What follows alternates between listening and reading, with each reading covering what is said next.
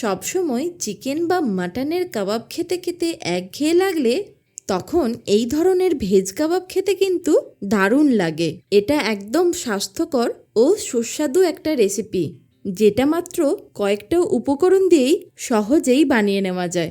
তবে চলুন শুরু করা যাক আজকের ভিডিও। আমি সুকন্যা। আজকে আমার ব্যাপক রান্না হলো ভেজ কাবাব। এই ভেজ কাবাবটা বানানোর জন্য প্রথমে একটা প্রেসার কুকার নিয়ে নিতে হবে। তার মধ্যে দিয়ে দেব 500 গ্রাম ফ্রেশ মটরশুঁটি। তার সাথে নিয়ে নিয়েছি 250 গ্রাম ভেজানো চানা ডাল বা ছোলার ডাল। এইটা আমি 2 ঘন্টা আগে ভিজিয়ে রেখেছিলাম। আপনারা চাইলে ওভারনাইটও ভিজিয়ে রাখতে পারেন। ডালটা দিয়ে দেওয়ার পর এবার দিয়ে দেব 1 চা চামচ নুন।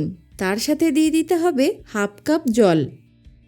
এবার প্রেসার কুকারের ঢাকনাটাকে আটকে দিয়ে 3 থেকে 4টে সিটির জন্য অপেক্ষা করতে হবে। 4টে সিটি পড়ে যাওয়ার পর গ্যাসের ফ্লেমটাকে অফ করে দিয়ে যতক্ষণ না প্রেসার কুকারটা নিজে থেকে ঠান্ডা হচ্ছে ততক্ষণ অবধি ওয়েট করতে হবে। এবার একটা বড় বাটির মধ্যে ছোলা আর মটরটাকে ঢেলে নিয়ে একটা ম্যাশার কিংবা গ্লাসের পিছনটা দিয়ে এইভাবে ভালো করে ম্যাশ করে নিতে হবে। পুরোটাই ভালো করে ম্যাশ করে নেওয়ার পর এবার এর মধ্যে দিয়ে দেব 5 চামচ পেঁয়াজ কুচি, 2 চামচ কাঁচা লঙ্কা কুচি। তার সাথে দিয়ে দেব 1 চা চামচ গ্রেট করে নেওয়া বা থেতো করে নেওয়া আদা আর 1 চা চামচ থেতো করা রসুন। এছাড়া দিয়ে দিচ্ছি 1/2 চা চামচ আমচুর পাউডার, 1/4 টিস্পুন বিট নুন আর দিয়ে দিচ্ছি 1/2 চা চামচ গোলমরিচের গুঁড়ো। তার সাথে দিচ্ছি 1/2 চামচ হলুদ গুঁড়ো আর 1 চা চামচ জিরে গুঁড়ো। এবার হাতের মধ্যে 1/2 চা চামচ জোয়ানকে এইভাবে একটু ভালো করে ঘষে নিয়ে এর মধ্যে দিয়ে দেব। তার সাথে একটু চটপটার জন্য দিয়ে দিচ্ছি 1/2 লেবুর রস। স্বাদটাকে ব্যালেন্স করার জন্য দিয়ে দিচ্ছি 1 চা চামচ চিনি। সবার শেষে দিয়ে দিতে হবে 1 মুঠো ধনেপাতা কুচি আর সামান্য একটু সাদা তেল। এবার খুব ভালো করে সবগুলোকে মাখিয়ে নেব। এটা যেমন স্বাস্থ্যকর খেতে হয় তেমন স্বাদও হয় দুর্দান্ত। সব কিছু ভালো করে মিশিয়ে নেওয়ার পর হাতে সামান্য একটু সাদা তেল কিংবা ঘি মাখিয়ে নিয়ে অল্প করে মিশ্রণটা নিয়ে এইভাবে কাবাবের মতন করে শেপ দিয়ে নেব। খুব বেশি বড়ও হবে না আর খুব বেশি ছোটও হবে না, একদম মাঝারি মাপের করে কাবাবগুলোকে বানিয়ে নিতে হবে।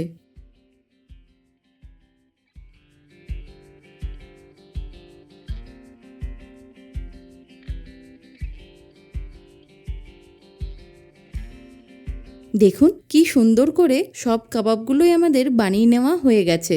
এবার একটা ফ্রাইং প্যান কিংবা তাওয়াকে ভালো করে গরম করে নিয়ে তার মধ্যে দিয়ে দেব 3 থেকে 4 টেবিল চামচ সাদা তেল। এবার একটা একটা করে কাবাবগুলোকে তেলের মধ্যে দিয়ে দেব।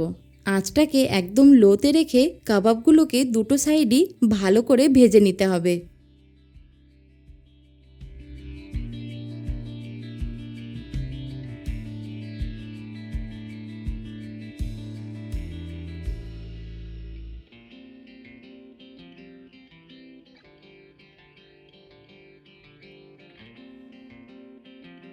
যখন দেখবেন কাবাবগুলো এরকম বাদামি কালার হয়ে গেছে তখন এইগুলোকে তুলে নিতে হবে।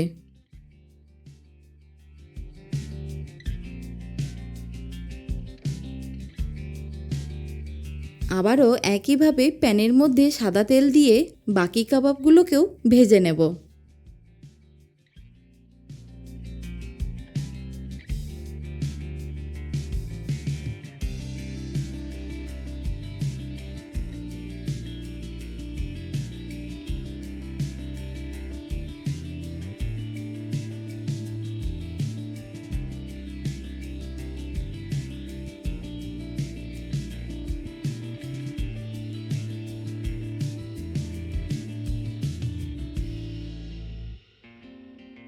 সুন্দরভাবে বাকি কাবাবগুলোও ভাজা হয়ে গেছে। এবার আমি কাবাবগুলোকে পরিবেশন করে নিচ্ছি। এটা সস কিংবা মেয়োনিজের সাথে খেতেও কিন্তু দারুণ লাগে। বাচ্চারা সবজি খেতে না চাইলে এই ধরনের ভেজ কাবাব বানিয়েও কিন্তু ওদের সন্ধেবেলায় স্ন্যাক্সে দিতে পারেন। ভীষণ খুশি হবে ওরা। এই রকম আরও নতুন নতুন রেসিপি দেখতে হলে অবশ্যই কমেন্টে জানাবেন। সুস্থ থাকুন, ভালো থাকুন, দেখতে থাকুন ব্যাপক রান্নাঘর।